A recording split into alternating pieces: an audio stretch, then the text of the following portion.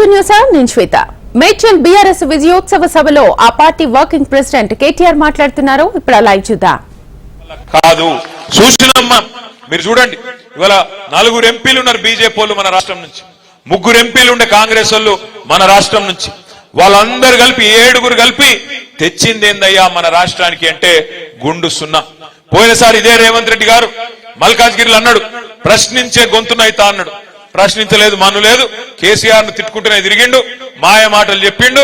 ఆఖరికి ఆ మాయ మాటలతో ప్రజలను బురిడి కొట్టించి ఇలా ముఖ్యమంత్రి అయిండు. ముఖ్యమంత్రి అయినాక కూడా అదే మాయ మాటలు, ముఖ్యమంత్రి అయినాక కూడా మళ్ళీ అదే మోసంపూరితమైన మాటలు.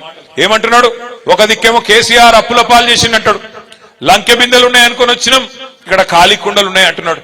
నాకు తెలియక అడుగుతా, దయచేసి మీరందరూ చెప్పాలా, లంకె బిందెల కోసం ఎవరు తిరుగుతారన్నా?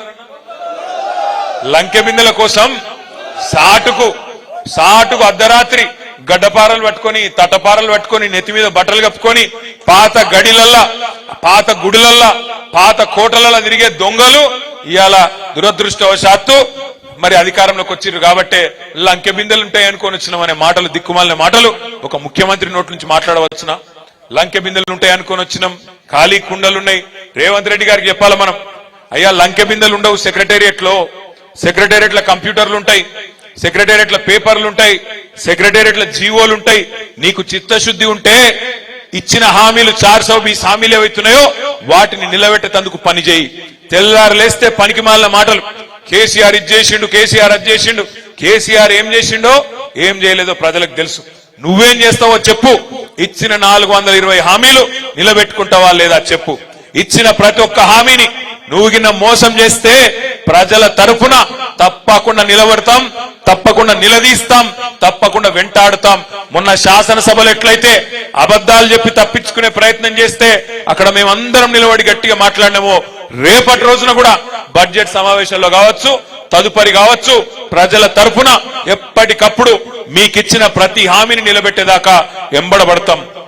ఈ దివాలాకోరు మాటలు, మాకు ఓటేస్తేనే నిలబడతాం, మాకు ఓటేస్తేనే మన 420 గ్యారంటీలు అమలు చేస్తాం అనే మాట ఏదైతే ఉన్నదో, ఇది ఎలక్షన్ల ముందే చెప్పింటే ఆనాడే ప్రజలు నిన్ను జాడించి తంతుండే. ఇవాళ నువ్వు ఎన్ని మాయ మాటలు చెప్పినా, ఎన్ని దొంగ మాటలు చెప్పినా తప్పకుండా తెలంగాణ ప్రజలకు ఇప్పటికీ అర్థమైంది. ఊర్లలో బాధపడుతున్నారు, అయ్యో కేసీఆర్ గారు ముఖ్యమంత్రి లేరు అంటే మాకు అర్థమైతే లేదు, కేసీఆర్ లేడా అట్లెట్లా జరిగిపోయి. మా చెల్లెలు ఇప్పుడు బాగా చెప్పింది, లక్ష్మి, కొమ్మను ఎక్కడ కొమ్మ మీద దెబ్బ పడుతుంది అనుకున్నాం కానీ అసలు చెట్టే కింద పడిపోతుంది అనుకోలేదన్నా. అక్కడక్కడ తాత్కాలికంగా లోకల్ కోపాలతోని, లోకల్ ఇబ్బందులతో జరిగింది తప్ప వేరేది కాదు అన్న మాట చెప్పింది. భవిష్యత్తులో ఆ లోపం కూడా జరగకుండా చూసుకోవాలంటే మన గొంతు ఎప్పటికప్పుడు వినబడుతూనే ఉండాలి.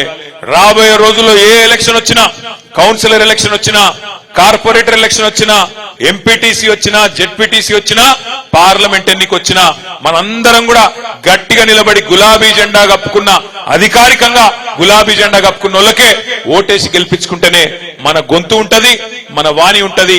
తెలంగాణ ప్రజలకు శ్రీరామ రక్షలాగుండే కేసీఆర్ గారు ఉంటారు. కాబట్టి మీ అందరినీ ప్రార్థించేది, మళ్ళా నన్ను మంచి గెలిపించుకున్నారు, మంచి మాస్ లీడరు, మీ అందరికి ఎప్పుడు అండగా ఉండే నాయకుడు భవిష్యత్తులో కూడా ఉంటాడు.